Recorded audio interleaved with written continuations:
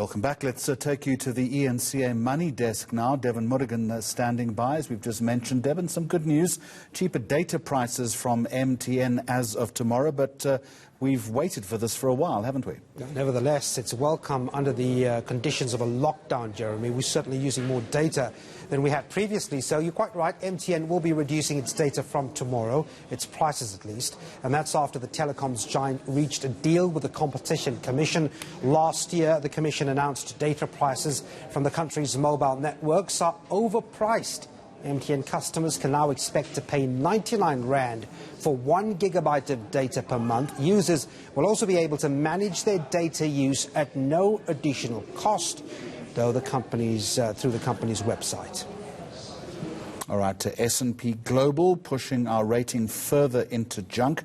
Devin, I mean, we've got to be concerned about the ratings decisions in the midst of this COVID-19 outbreak, surely. Yeah, Jeremy, and the reason is we still hopefully have an economy after this outbreak. We will have to borrow money, and if that cost goes up for this economy, not good news. So South Africa, to make things worse, South Africa is set to exit the World Government Bond Index this evening. That's after all the major credit rating agencies placed the country in sub-investment grade. So what does that exit mean? Well, the move will force some foreign bondholders to exit our bonds.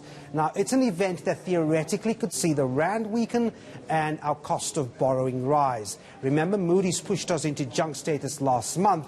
And then, as you said, last night, S&P Global downgrading South Africa further into non-investment grade territory. It said COVID-19 related pressures will have a significant adverse implication for the country's already ailing economy and for tax revenue. But one economist believes while the cost of the country's borrowing will rise, investors may be impressed with some structural changes the government will be forced to make.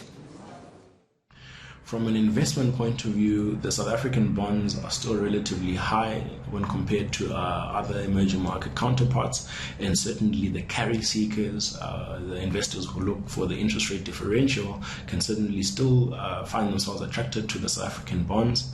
From an FDI point of view, there's certainly an interesting move happening in a domestic economy context. We've seen now around building manufacturing capacity for medical equipment and medical goods.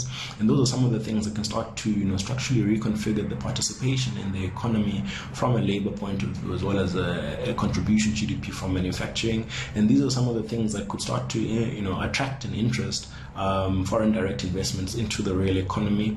We're seeing the way in which they're dealing with the state-owned enterprises, again, a bit of a hard push and a hard tone, but certainly more towards a progressive stance to help those organizations be more sustainable, as well as be effective contributors to the economy. Now, Devin, we heard a little earlier today from the Gauteng Premier, David Makhura, about the spectre of job losses in Gauteng. He was also talking about the transport sector possibly being as much as 6% down when all is said and done. Giving rise to that, Flight Centre is closing 40% of its local network, and the reason is, as the Premier was mentioning, surely.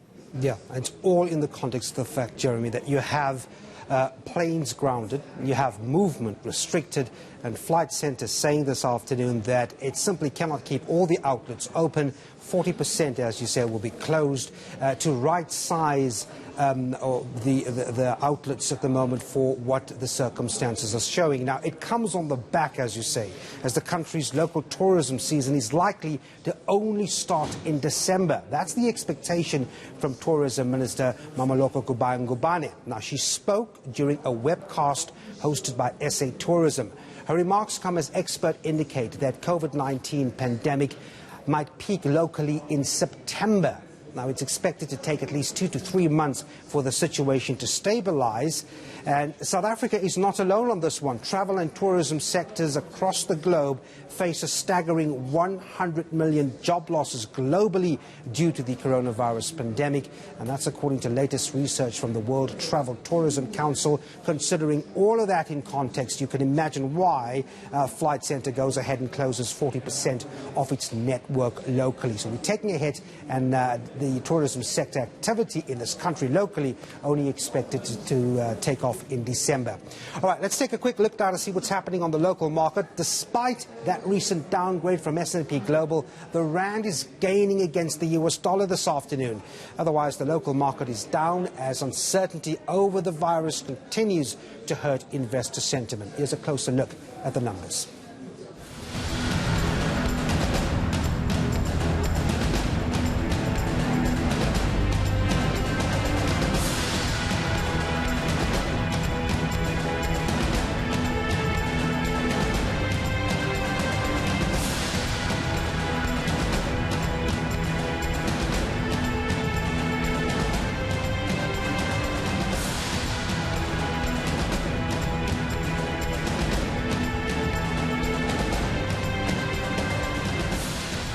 All right, those are the numbers. We'll update those a little later. Devin Murrigan in the newsroom, thank you very much indeed.